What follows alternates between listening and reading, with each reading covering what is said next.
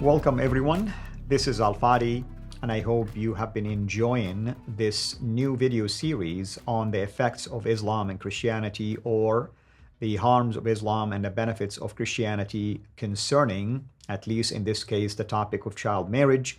With me here, of course, joining us virtually, our dear brother Michael Jones, who runs Inspiring Philosophy and who does amazing research, scientific research, to prove the point, to make basically a case in point, if you wish, concerning these topics. Last time, we addressed the angle of the physical harm of child marriage. Today, we're going to talk about the angle of mental harm of child marriage. Again, with us here in studio is our dear brother and friend, Michael Jones. Michael, thank you so much and welcome back.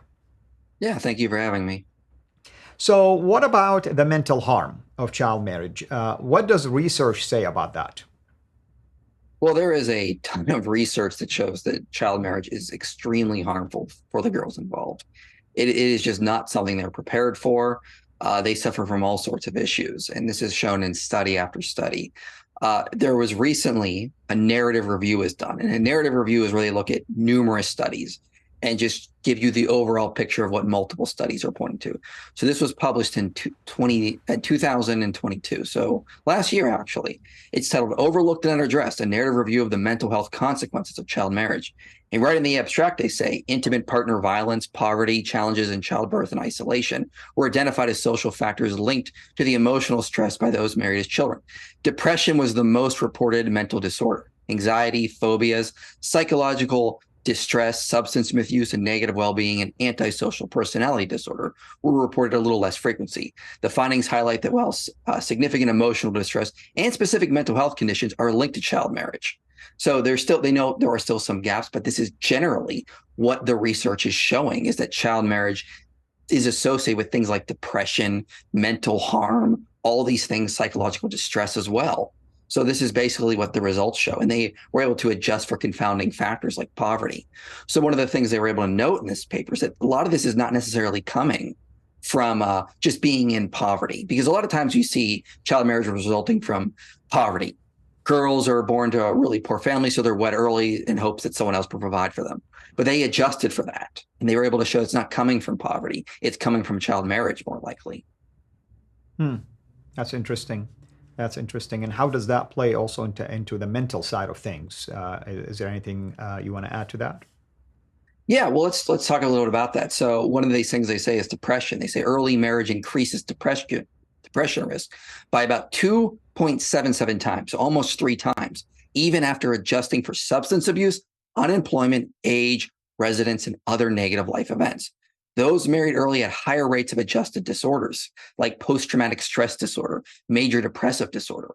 So even if you take a girl who is born maybe to a rich family and she's married early, she's more likely to suffer from depression or post-traumatic stress disorder. They're just not ready to be in these types of situations. And so what they're basically pointing out is that, a lot of times you could say things like, well, maybe it's just coming from something else. And it's a correlation, not causal link. So correlation, not causation. These women are just born in really poor regions. They may be on some sort of substance abuse issue, but they adjusted for that. And they noted that even when you adjust, you still see these types of things. They also note psychological distress was associated with child marriage as well. A lot of these types of things as well. Girls were more likely to commit suicide, for example. So there was a study done in Ethiopia where they looked at child marriage, and they were able to use a regression model as well. They noted that for example, Ethiopia, girls were far more likely to commit suicide when they were wed young, and they compared them with women that were girls that were not married. So what they did basically is they did this comparison with girls in Ethiopia. They looked at about 2,700 girls. Girls that were married young were far more likely to have suicidal thoughts and attempts. Wow. Girls that were not married young did not have those same. So the study is associations of child marriage with suicidal thoughts and attempts among adolescent girls in Ethiopia. And the research author notes that if you're married young, you're far more likely to want to commit suicide, which is really unfortunate. It seems like it'd be far better to allow these girls to have an education, complete their childhood before they're married, because it's so much better for their own mental well-being. Yeah, that's correct, and it's the suicidal ideation is very high. It's just so depressing, really, just to hear this results. And like you said, I like the comparison you made. Is like, even if the girl was from a wealthy family, meaning that you have everything you need, you don't have to worry about anything. You would expect people in a that kind of economical and social setting not to have a worry of the world, and they should enjoy marriage, and that's an added benefit and blessing to their life. But yet that's not the case. They suffer, as you stated, from mental health issues, depressions, and also post-traumatic issues and suicide ideation. So are there any other areas also, or geographical areas or cultures where Islam is that have the same effect, by the way?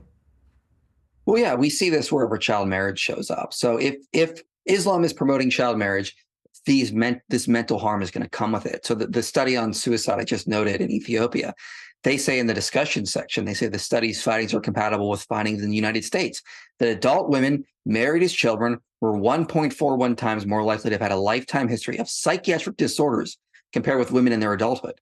So not only are these poor girls more likely to commit suicide or have suicidal thoughts, they're more likely to develop psychiatric disorders. In the narrative review I talked about earlier, they say in the U.S., those married as children were more likely, 24% more likely to report 3 or more stressful life events in the previous 12 months compared with those married as adults. So girls that are basically being married as children, really sad is that they're more likely to have suicidal thoughts, have suicidal attempts, suffer from stress, depression, psychological distress, post-traumatic stress disorder. Depression is really big among them. They're just very likely to suffer in these types of situations. And this should make sense to any reasonable person. A girl who is like 12, 13, and she's being married to a man in her 20s is just not ready to be a mother. She's not ready to run a household, to be involved in sexual relations. She's a child. Her brain is still developing. Her body is still developing. It makes far more sense for us to wait until she's in her late teens, minimally. And again, this is what we see in the past. If you go back and you read studies like what I cited in my recent debate, if you go back to like ancient Palestine, Michael Satlow notes that the average age girls were marrying was not 12 or 13, but late teens, early 20s. You see mid-teens in Babylon, for example, and they weren't doing as well as the girls in Palestine. They were waiting till 18, 19, 20. Basically, a lot of people in the ancient world understood this as well. We see this also in the book by Kim Phillips. The book is titled Medieval Maidens. She notes in the Middle Ages, girls were not being married off at 12. They were more likely being married off past the age of 16. Some were being married off in their 20s. There was also certain stipulations being pointed out that if a royal girl was married to a king, for example, they would often include in the marriage contract, you can't consummate the marriage till like 18, for example. Giles of Rome, for example, was writing and saying that, you should wait to consummate a marriage until 18.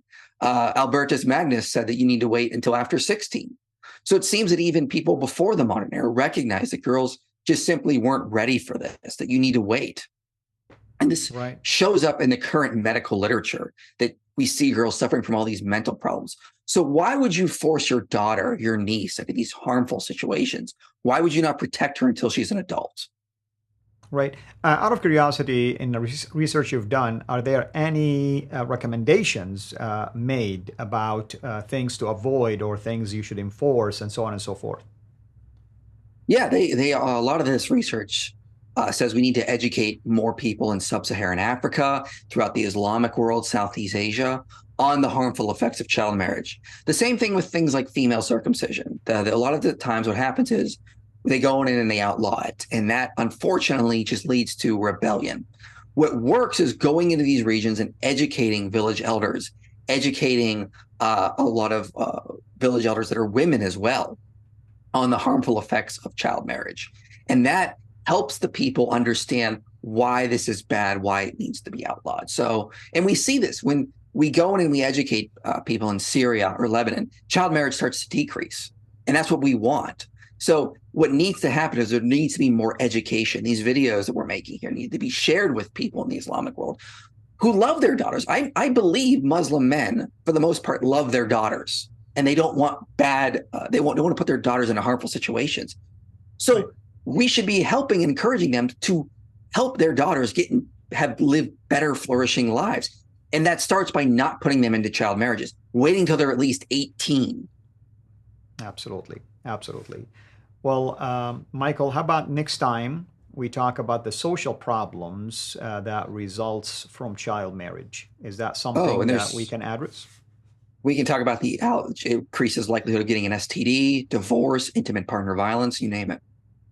Wonderful, wonderful, wonderful. I mean, about the ability I to know what you mean, continue, yeah. of course, but sad about the topic. And really, I know people might be surprised, why am I taking a scientific angle in my channel? Because it all ties together. I mean, I am a former Muslim, and I care for my Muslim people. As Michael says, we care, really. A father will care for his own daughters, basically, and their well-being if they get educated. And in my case, okay, so I found the truth in Christ, and we want people to know the difference between what Christianity promotes, at least from a scriptural standpoint, versus what Islam in its own scripture promotes, and in this case, child marriage. And I think just in the last 3 episodes alone, we have heard nothing positive whatsoever that comes out of the practice in and of itself. So you would wonder, why would a God, the God of the Quran in this case, promote something that is so harmful to one of his creation? Again, we want to thank Brother Michael for taking the time to do this. And until next time, everyone, have a blessed day.